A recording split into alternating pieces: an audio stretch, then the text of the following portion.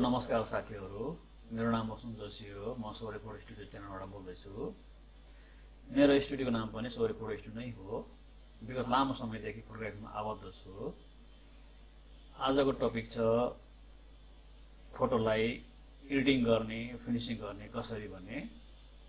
म आज यो चाहिँ फोटोशप खोल्दैछु, हेर्नुस्। यो फोटोशप खोले मैले। यहाँबाट गएर अब एउटा इमेज ल्याउँछु मैले। यो इमेजलाई ल्याएँ मैले। यो इमेज खोले। यो फोटोलाई क्लियरपन डिटेलसम्म ल्याउनको लागि यो यस्तो चाहिँ यहाँ यस्तो चाहिँ खर्सो छ। यहाँ यस्तो जानेहरू पनि छन्। अनि यो डबल कलर पनि छ, त्यति टाढो कलर छैन। त्यस्तो पहिला मैले कन्ट्रोल जे गरेँ, डुप्लिकेट लेयर तयार गरेँ। अनि त्यसपछि गएर कन्ट्रोल चाहिँ एल गरेर यसलाई हल्का डार्कनेस गराइदिन्छु। हल्का यहाँनिर यसरी यो, अनि फेरि यसलाई यसरी यहाँनिर ल्याएँ अनि ओके गरिदिएँ।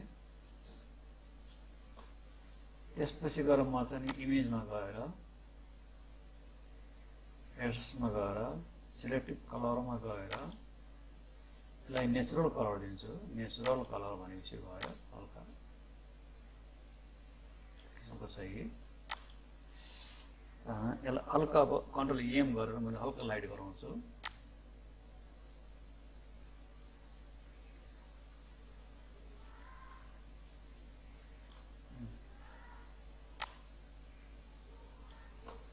मेल गराएँ।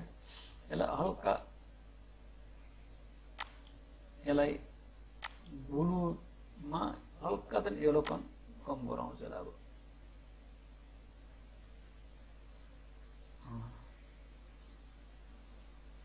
ल यो येलोपन कम भयो।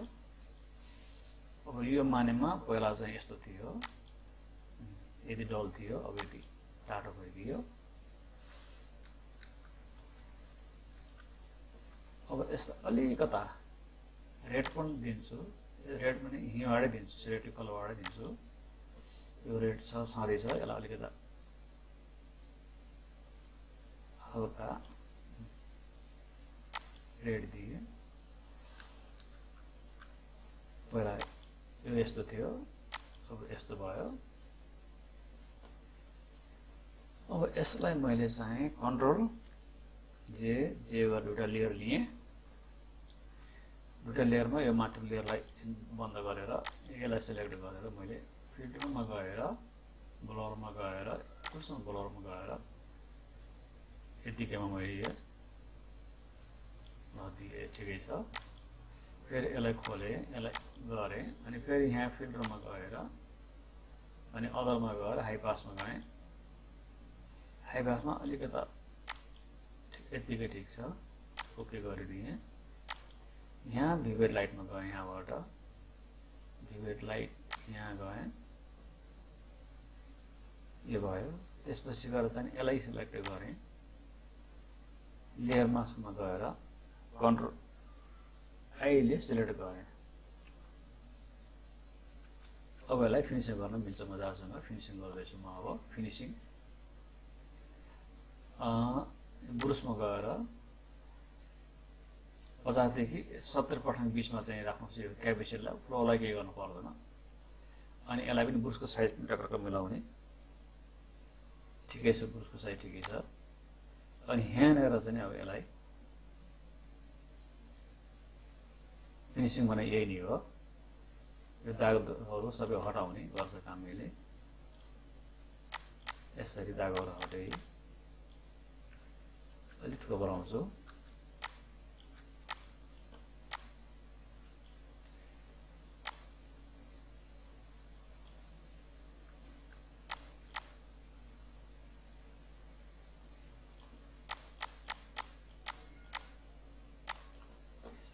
अनि यहाँबाट यसरी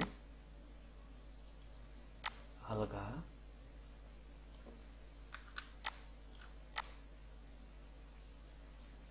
डाँडी नाकचको डाँडीमा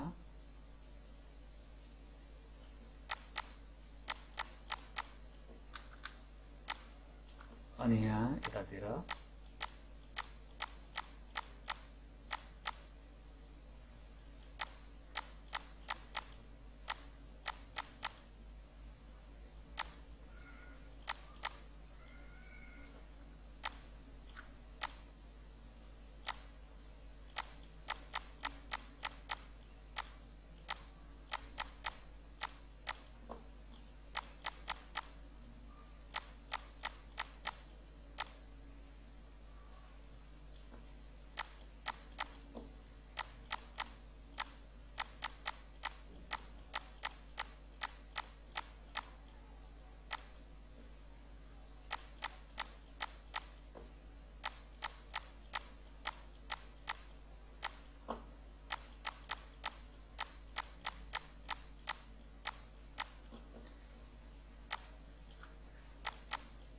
यसरी चाहिँ कताबाट बुस्टर चलाउने यही हिसाबले ध्यान दिएर चलाउनु पर्छ। यसरी चलाउने।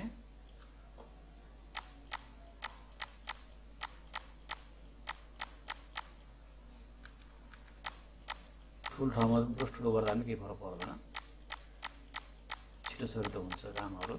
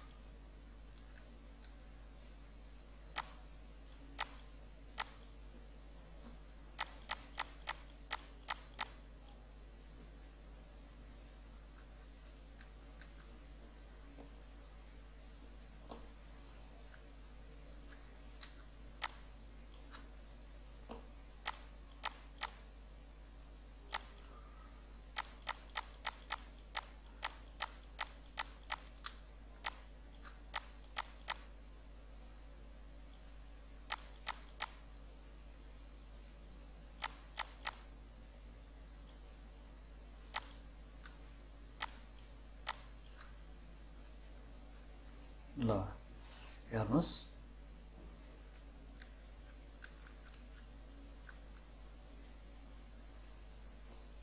जहाँसम्म लाग्छ क्लियर। पहिलेको चाहिँ ओरिजिनल फोटो भन्दा क्लियर पनि छ अनि सफा पनि छ, मसिनो दागहरू पनि छैन अनि टाठो पनि छ। अब यसलाई मैले चाहिँ यसलाई सिलेक्ट गरेँ, कन्ट्रोल जी गरेर ग्रुपमा लगेँ। पहिला यस्तो थियो, यही पहिला कटाउने थियो भने अहिले आएर चाहिँ यस्तो भयो।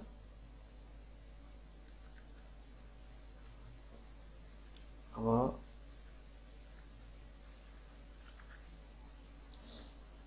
यो ओठमा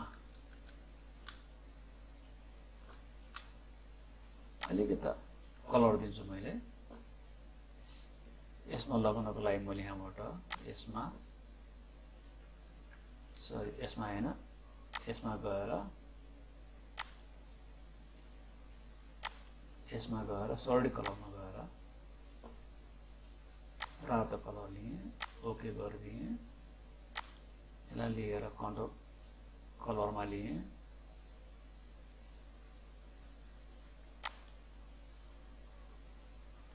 त्यसपछि कन्ट्रोल आई।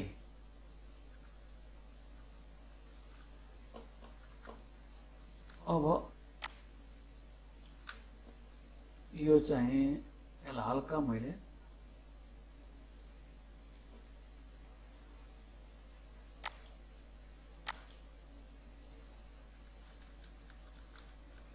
ओठमा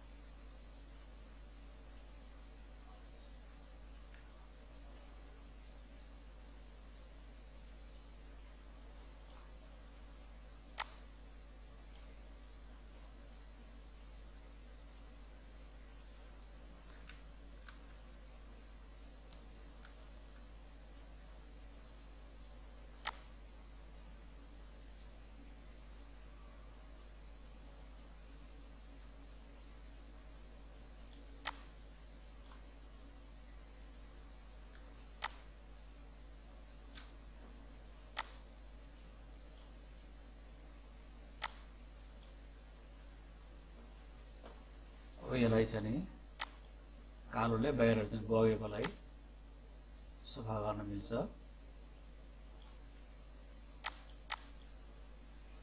पुस्न मिल्छ, बगेकोलाई पुस्न मिल्छ। सेतोले पोत्ने, कालोले पुस्ने विशेषता यसको यही हो।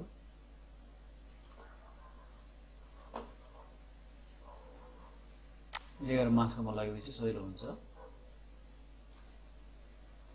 बाहिर बगेको सुरुमै काम गर्ने बगाउन चाहिँ दिनु, यदि बगिहाल्यो भने सफा गर्न चाहिँ मिल्छ। अब यो चाहिँ अलिकति टाठो भयो, यसलाई चाहिँ नि ओबेसिटीमा गएर हल्का घटाइदिनुहोस्। ठिक छ, यतिकै ठिक छ।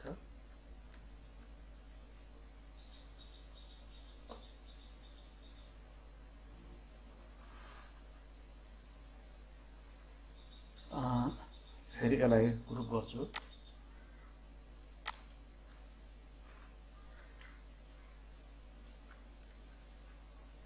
अनि यस्तो थियो, यस्तो भयो। अब यो दाँत छ, यो दाँतलाई चाहिँ अलिकता चाहिँ सेतो गराउन मिलिहाल्छ। यसलाई कन्ट्रोल अल्ट शिफ्ट ई गरेर स्क्रिनसट गरेपछि यहाँ एउटा नयाँ लेयर आउँछ। यसमा हामीले काम गर्न मिल्छ। यसमा तपाईको एउटा यसको माथि एउटा लेयर थपिदिने, अनि यहाँबाट ब्रुस ल्याउने, ब्रुसको साइज गराउने, यो माथि सेतो हुन्छ सेतो गराउने।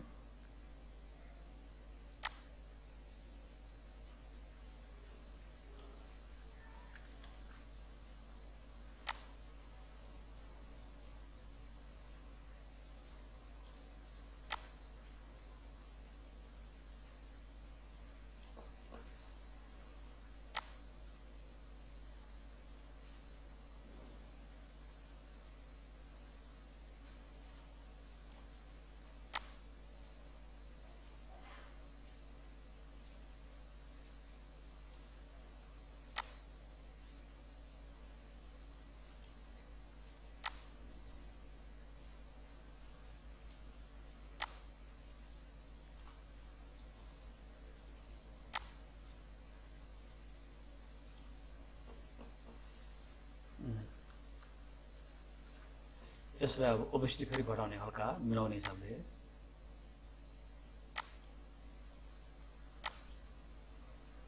ठिक छ, धेरै सेतो भएको छ भने अझै कम गर्न सकिन्छ।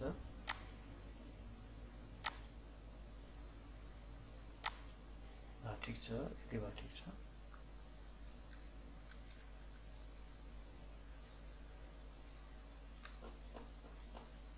ल फेरि यसलाई ग्रुपमा गर्ने।